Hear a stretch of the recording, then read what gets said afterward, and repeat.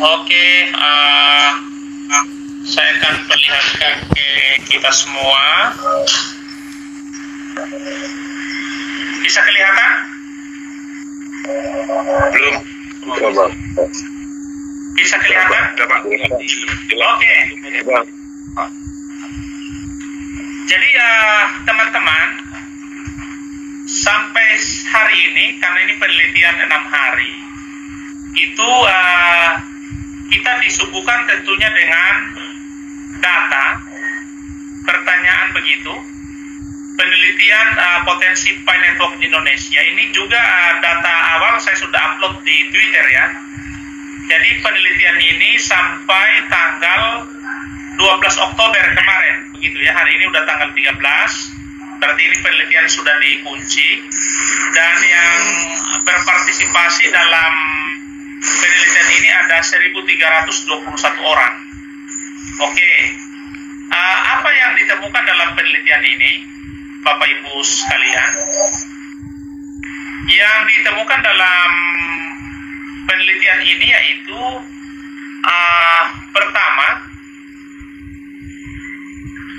bisa kelihatan ya Bapak Ibu? Halo? Ya Pak, kelihatan Pak. Iya, bisa. Oke. Jadi responden yang berpartisipasi itu 77,9% itu laki-laki, kurang lebih 1.027 orang. Responden perempuan itu 22,1% atau 291. Ini teman-teman penambang yang berpartisipasi dalam penelitian ini.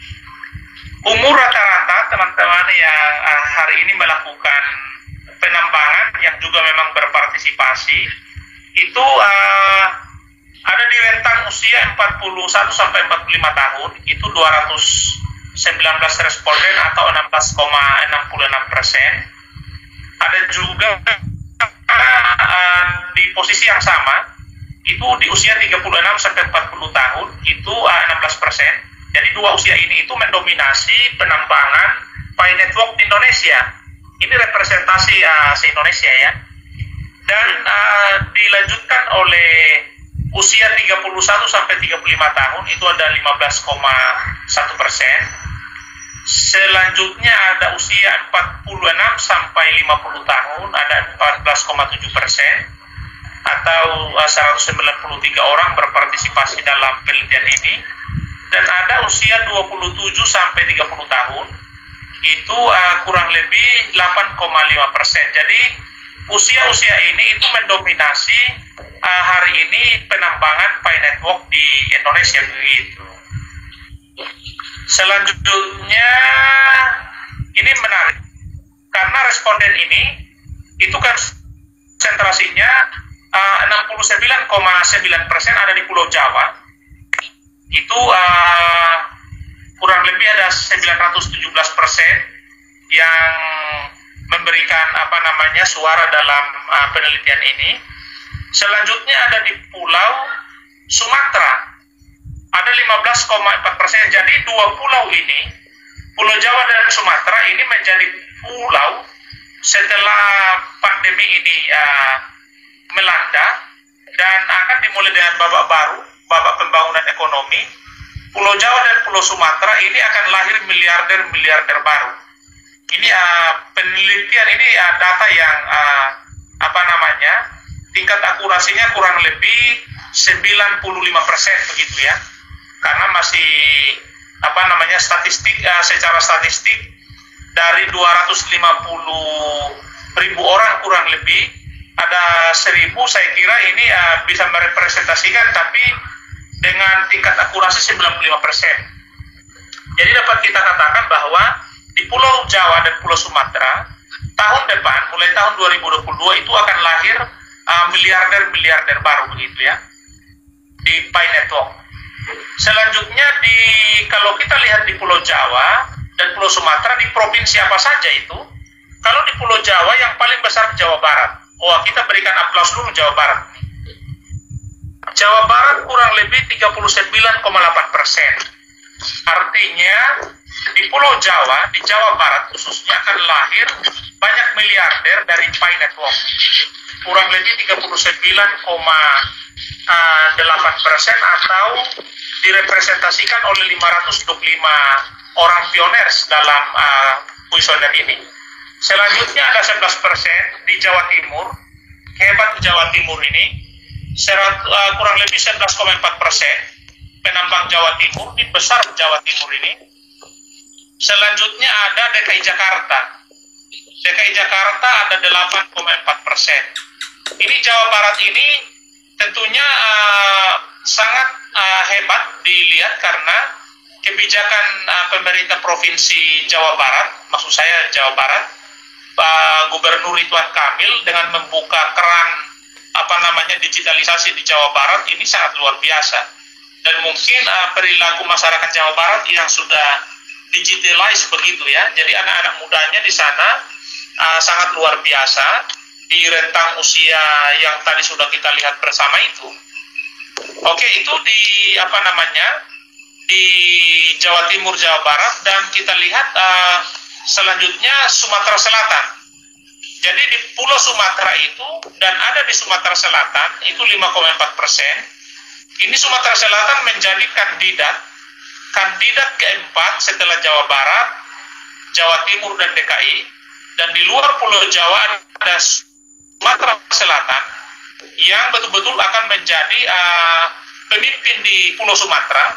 Ini generasi-generasi penambang kripto terkonsentrasi di Sumatera Selatan. Saya kira gubernur keempat daerah ini sudah harus memperhatikan data ini dengan baik, karena ini sangat luar biasa ini. Ini kalau kita lihat bersama potensi di Jawa, khususnya Jawa Barat, Jawa Timur dan DKI, dan ini Sumatera Selatan, ini empat daerah ini menjadi sentra baru pembangunan cryptocurrency di Indonesia, begitu ya. Selanjutnya ditanya sudah berapa lama responden menambang Pi Network? Ada 56,4% di rentang 1-4 bulan, itu kurang lebih 56,4%, direpresentasikan oleh 743 responden. Selanjutnya 21,5% itu 5-8 bulan, termasuk saya ada di sini begitu, di 21,5% ini. Selanjutnya ada 9-11 bulan, itu kurang lebih 7,5%. Selanjutnya ada 1 tahun, ada 6,2%. Terus ada 1,5 tahun, ada 4,2%. Ada 2 tahun begitu, ada 3,4%, dan ada 2,7 tahun. Itu ada 11 responden. Artinya dalam penambangan ini ada responden yang sudah 2,7 tahun atau sejak dia lahir di 2019 itu di bulan Maret itu mereka sudah melakukan penambangan. Ini menarik ini. Sangat menarik karena ditanya selanjutnya berapa koin Pi Network yang dimiliki oleh responden itu. Suaraku kedengaran Bapak Ibu ya? Oke, kita akan lihat lagi. Jadi ditanya berapa koin yang dimiliki oleh responden. Ada 41,9% itu mengatakan koin mereka itu di rentang 100-500 koin. Ada yang 14,5% mengatakan 600-1000 koin. Ada yang mengatakan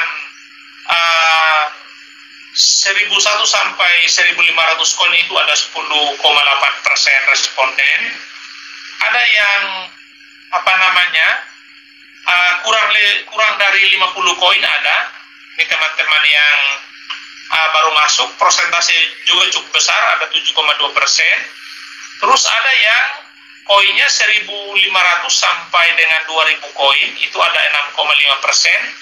Dan yang menariknya ada di sini terdeteksi, saya akan lihat kurang lebih, bisa zoom sedikit Pak. Zoom?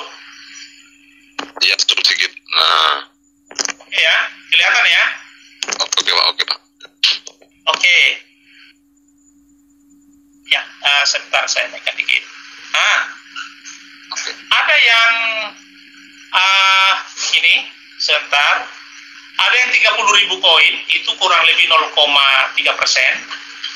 Ada yang kita lihat bersama ya, ini ada yang 4.000 koin 0,9%, ada yang 0,7%, itu 4.500 koin, ada yang 5.000 koin 0,4%, ada juga yang 10.000 koin itu 2,2%, ada yang 10.500 koin 0,3%, ada yang 20.000 koin tadi itu 0,6%, ada yang 30.000 koin 0,3%, jadi rentang 20.000 sampai saya ada di rentang ini, Pak Abed ada di rentang ini, dan teman-teman di akhir tahun saya ada di rentang ini 30.000 koin ini. Ada yang 50.000 koin, ini luar biasa, ini 0,1%.